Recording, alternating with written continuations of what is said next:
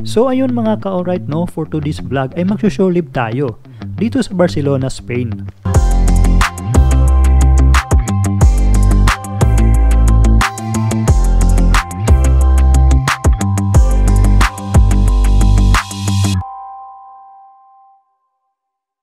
Hapon na kami lumabas sa barko. Kasama ko ang supervisor ko, si Jan at si Trish. Pupuntahan namin ang sikat na simbahan dito sa Barcelona, ang Sagrada Familia.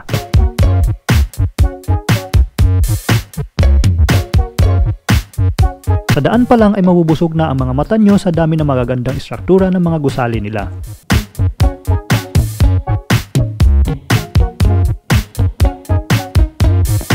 Dumating na kami sa Sagrada Familia.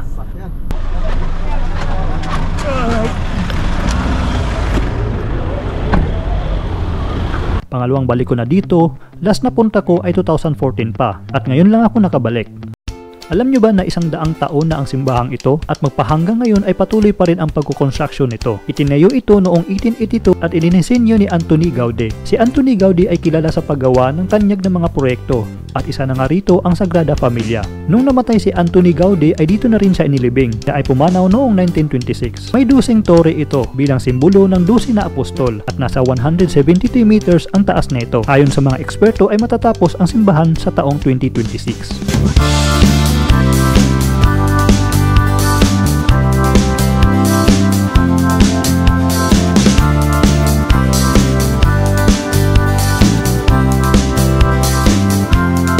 Kita-kita rin kami ng mga kasamaan ko sa trabaho.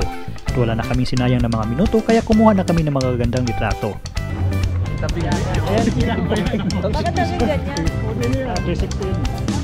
Okay na. Ha? Lakad tayo. Alright. Parang may susunod na ka.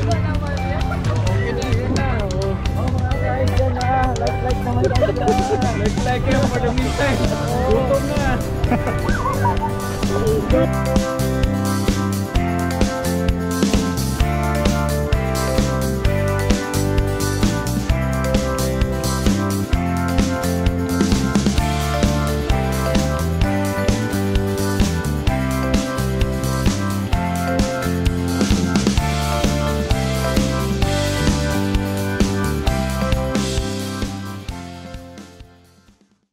Napagplanuhan ng supervisor namin na kakain kami sa labas dahil may alam siyang seafood restaurant.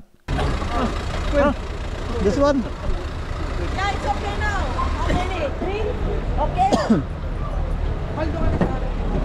Ito sir. Sarap to sir. Sarap pa sir.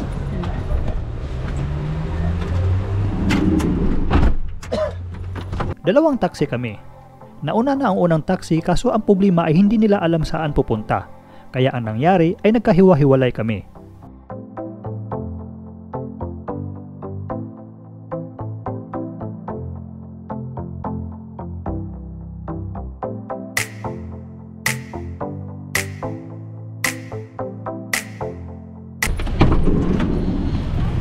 Ito po talaga yung mahirap pa naman hanapin. Kain tayo ng Burger King nito. Sana sila? Sana yan. Kasi sir. Saan tayo sir? Saan man tayo? Ito ko naghanap po kasi malayo to dito eh. Ha? Hanggang dulo pa. Sinasabi ko. Hanggang dulo pa to. Oo nga, doon nga. Bakit na tayo binabakot? Ewan ko, hindi na kami. Ay, ito pala yun. Ito, simbahan. Ito pala simbahan, tama. Adoy! Doon tayo pabalik, papunta. Oo, doon. Okay. Ayan, nawawala na kami. Hindi na namin saan kami. Yung mga kasama namin, hinahanap. Hanap pa ng pagkain. Dito kami bumaba sa La Rambla. Ang La Rambla ay isa sa pinakasikat na kalye dito sa Barcelona. Makikita dito ang mga naglilinyahang mga puno na aabot sa 1-2 kilometro. Maraming mga shop na mabibilhan dito at mga restaurant. Milyon-milyon ng mga turista na pumupunta sa lugar na to.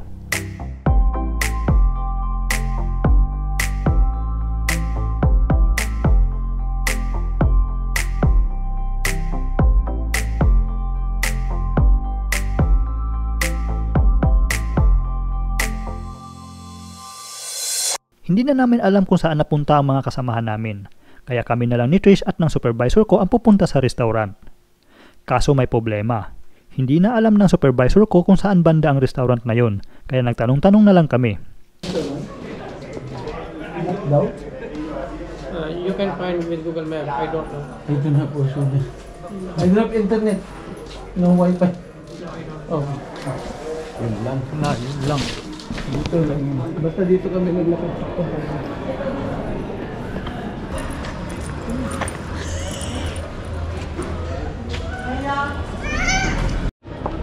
So ayun yung bisor ko nagtatanong kasi nawala na kami. Hindi namin alam kung saan na kami pupunta dito. Nahanap namin yung kainan na sinasabi ng bisor ko. Ano? Ha? Kadila ko nalilito din. Pag wala, at least malapit-lapit lang. May napagtanungan kaming kababayan natin. Pinoy? Opo. Ay, saan kaya itong ito? Ay, sorry. Yung parang mugdo. Malapit. Ito, diretso lang. Nagpupermasya niya pa. Oo. Pakanan. Gusto kasi na kumain ng eat all you can. Ay, naku, Pero masarap yan. ito clock pa tapos no. Ah, Sarado ngayon. sarado? Sabi sila ng 4 to 8. Adoy. Ito clock ni yung dinner. Wala lang, may iwanan na tayo ng barko. Huwag na pati. Makikita pa kaya namin ang hinahanap naming restaurant? Makakain pa kaya kami?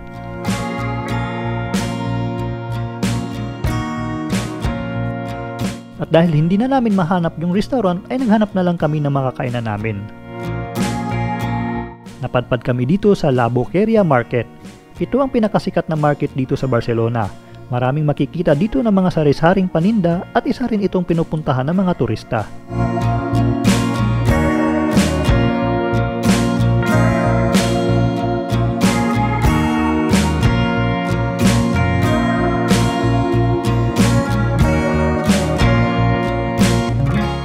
At dahil konti na lang ang oras namin ay napagod na kami kakahanap ng makakainan, kaya nag-decide na lang kami na mag-order sa Burger King.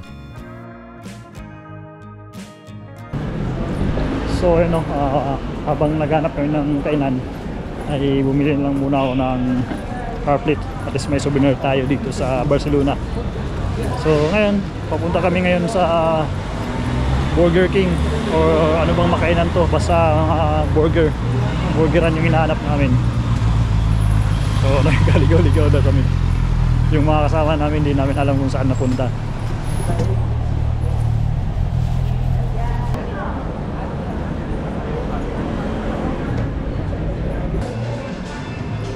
Ito. Yan, combo.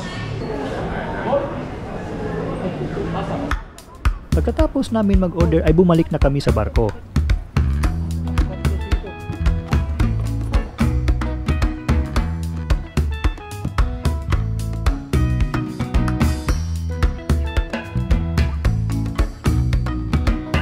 Isa na namang hindi makakalimutang shore-live experience at napuntahan din natin ang mga magagandang historical na mga lugar dito sa Barcelona.